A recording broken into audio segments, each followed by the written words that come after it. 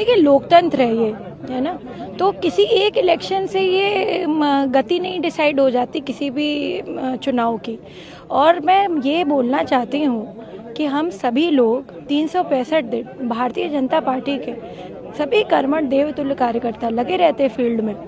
आप देखेंगे कि जितने भी स्टेट के मिनिस्टर्स हों, चाहे आपके, मैं समझती हूँ कल कार्यक्रम है आदरणीय मुख्यमंत्री जी का, योगी जी का कल कार्यक्रम है, तो मुख्यमंत्री जी से लेकर के जितने भी स्टेट में पदाधिकारी हैं एवं मिनिस्टर्स हैं, पोस्ट होल्डर्स हैं, सभी लोग जो है लोगों से इंटरेक्शन करने आते हैं। इस बात का भाव नहीं रहता है कि जो है किसी को अपने पद का अहंकार हो, क्योंकि हम सभी लोग ये मानते हैं कि पहले हम कार्यकर्ता हैं, उसके बाद हम कुछ हैं और सब पार्टी के लिए लगते हैं। जैसे परिवार में कोई छोटा बड़ा नहीं होता, परिवार का जब कोई भी फंक्शन होता है तो सब लोग साथ में लगते हैं। तो उसी प्रकार से चुनाव हमारे लिए बहुत महत्वपूर्ण है।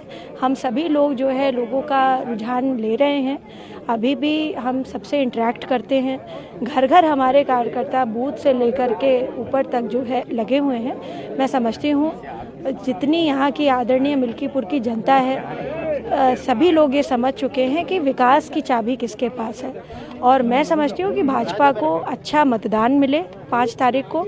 अपील करती हूँ कि सब अपने घरों से निकलें और मतदान जरूर करें। समाजवादी पार्टी के जो सांसद हैं वो तो अपनी जीत का दावा कर रहे हैं, बल्कि उन्हीं के परिवार के लोग खड़े हुए हैं। देखिए ये तो एक बहुत ही बड़ी बात है। मैं समझ नहीं पा रही हूँ कि एक व्यक्ति अपने ही परिवार के व्यक्ति को किस प्रकार से आगे बढ़ाने का काम कर रहा है। ये तो देखिए जनता के पास, जनता को कहते हैं जनता जनार्दन होती है, जनता श्री हरि विष्णु का रूप होती है और जनार्दन कभी असत्य के साथ नहीं होते। इसीलिए आप देख रहे होंगे बार बार हमारे बीच में भारतीय जनता पार्टी की प्रचंड जीत हो रही है। ऐसे ऐसी जगहों से जीत हो रही है जहाँ पे अपेक्षित नहीं था कि भारतीय जनता पार्टी जीत जाएगी।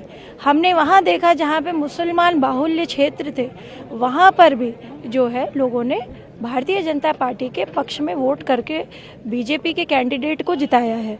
और चंद्रभानु पासवान जी जो हैं एक आम परिवार से आते हैं, एक नॉर्मल बैकग्राउंड से आते हैं, उनको एक मौका दिया है पार्टी ने उनके काम के आधार पर।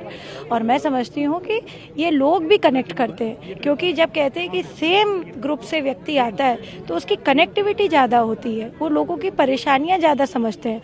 और एक इस्टेब्लिश्ड व्यक्ति का बेटा अगर लड़ रहा है तो ये हम क्या प्रमोट कर रहे हैं, क्या हम इसको जो है भारत के किस तरह से हम प्रमोट कर रहे हैं। कोई राजा प्रथा तो है नहीं, अब यहाँ पे सामंतवादी तो है नहीं। हम तो एक लोकतांत्रिक देश हैं और लोकतंत्र में लोकतंत्र जैसी व्यवस्था होनी चाहिए। किसी का बेटा या किसी का जो है होने से नहीं, हम अपनी मेहनत पे बढ़े, यही हमारे प्रधानमंत्री जी का मूल मंत्र है, यही हमारे उत्तर प्रदेश के मुखिया श्री योगी जी का मूल मंत्र है। और यह सब लोग अपने मेहनत के दम पर आए हैं।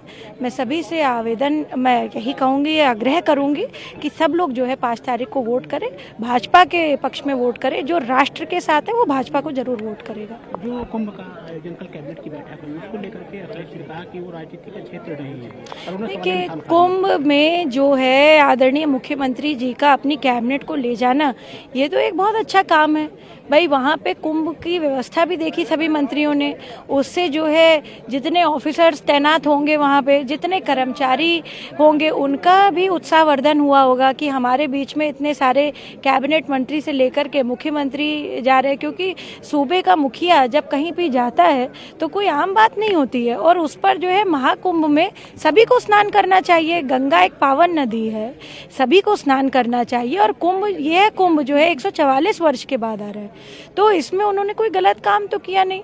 अब टीका टिप्पणी करने के लिए तो देखिए आपने माइक ऐसे क्यों पकड़ रखा है, हम इस पे भी बोल सकते हैं। हमारा कैमरे की लाइट बहुत ज़्यादा है, हम इस पे भी बोल सकते हैं। बहुत सारी चीज़ों पे वाद हो सकता है, परंतु मैं समझती हूँ कि वाद विवाद से नहीं, जो है हमारे कार्य क्या चल रहे हैं, हमारा मैसेज क्या जा रहा है और हम कर क्या रहे हैं। तो मुझे लगता है हमें अपने कर्म करते रहना चाहिए, बाकी तो सब चीज़ें चलती रहती हैं। जी, मुलायम सिंह के ऊपर राजू दास जो है अयोध्या के महात्मा, बहुत गलत बात करी, इस तरीके की अपेक्षा नहीं थी उनसे। और ऐसा आपत्तिजनक टिप्पणी करने के लिए उनको सभी से माफ़ी मांगना चाहिए। क्योंकि वैसे भी हमारे सनातन परंपरा में एक बात है कि जब कोई भी व्यक्ति जो है दिवंगत हो जाता है तो उसको हम हमेशा श्रद्धांजलि देते हैं। प्रभु श्री राम की ये बात है कि जो कोई भी अगर हमारे शत्रु की भी मृत्यु हो गई हो तो भी हम उसको जो है आदर और सम्मान के साथ पूरा जो है